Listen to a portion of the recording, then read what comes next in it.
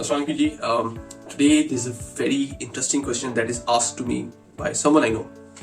सवाल ये है कि यार tell me मैं जिस ऑर्गेनाइजेशन को ज्वाइन करूँ वो उसमें कितने लोग होने चाहिए, और अगर मैं किसी छोटी ऑर्गेनाइजेशन को ज्वाइन करता हूँ तो उसमें क्या चीज़ें हो सकती हैं, अगर मैं किसी मिड साइज ऑर्गेनाइजेशन को ज्वाइन करता हूँ तो उसमें क्या हो सकता है, और अगर मैं किसी लार्ज ऑर्गेनाइजेशन को ज्वाइन करता हूँ तो उसमें क्या होता है। और मजे की बात यह है क्योंकि मैं I have worked in a small scale industry, बहुत छोटी कंपनी में काम कर चुका हूँ मैं, और उसके बाद एक बहुत बड़े ग्लोबल ग्रुप के अंदर मैं काम कर चुका हूँ, और फिर पाकिस्तान के अंदर एक बहुत बड़ा ग्रुप है उसमें काम कर चुका हूँ।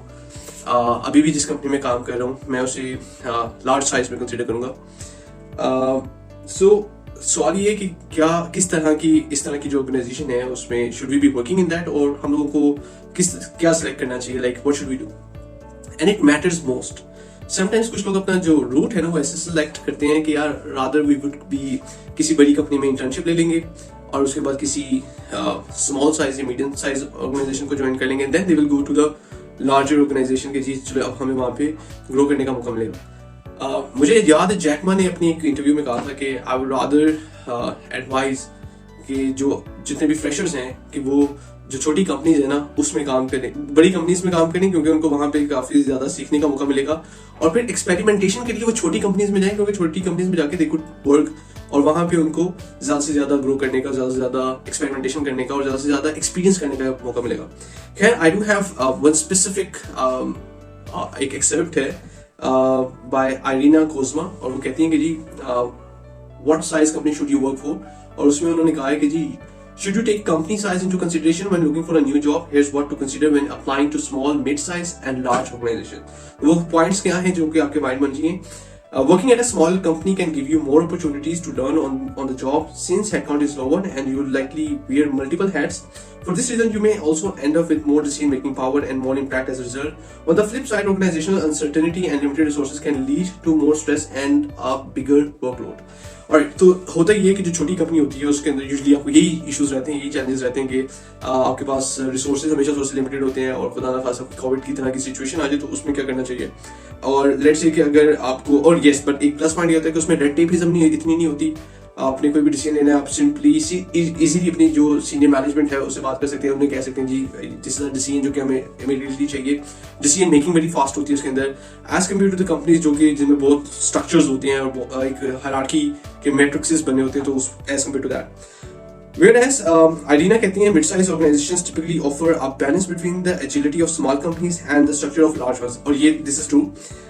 They also offer more resources and benefits as well as more predictable career path. However, they can be more bureaucratic than small companies. True, and they may limit your ability to specialize. Finally, market competition from both smaller and larger companies can lead to a culture of external pressure.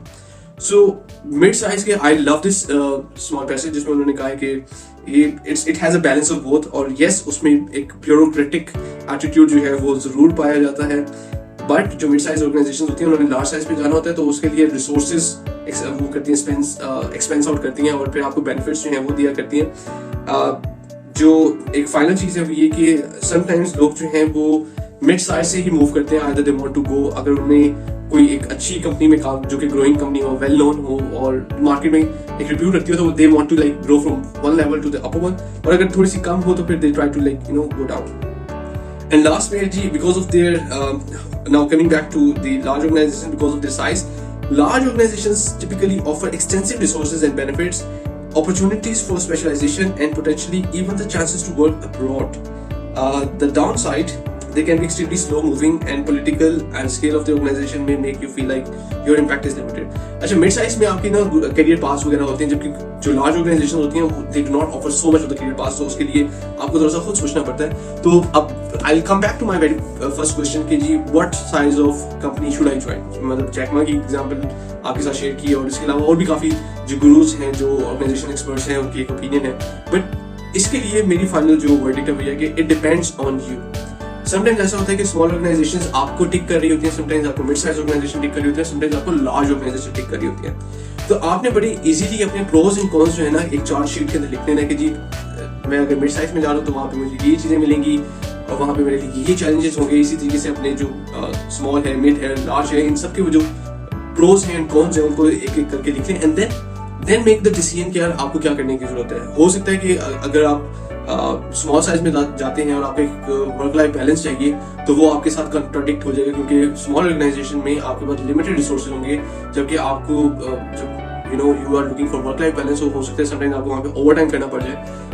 Coming to the mid size के अंदर ये होगा कि आपको एक mix and match मिल जाएगा। Sometimes आपको शायद ओवर टाइम करने की जरूरत आन पड़ी, समटाइम्स आपको ना आन पड़ी, तो दोनों चीजें होंगी। और जबकि एक लार्ज ऑर्गेनाइजेशन में ये है कि अगर आप चले जाते हैं वहाँ पे लेट्स से किसी ऑफिसर लेवल पे, एग्जीक्यूटिव लेवल पे या किसी असिस्टेंट मैनेजर लेवल पे, तो आप वहाँ पे थोड़ा सा स्टक हो जाएंगे for a long time period. 4 साल भी लग सकते हैं, 5 साल भी लग सकते हैं। इवन ऐसा होता भी है कि वहाँ पे इतनी स्लो मूवमेंट हो रही होती है कि आपको जो है वो वहीं पे स्टैग्नेट कर दिया जाता है। So it's completely your call, आप उसके मुताबिक डिसीजन करें और at the end of the day this is going to be your decision. आप दूसरों की राय जरूर लीजिए, लेकिन at the end of the day you need to call the shots.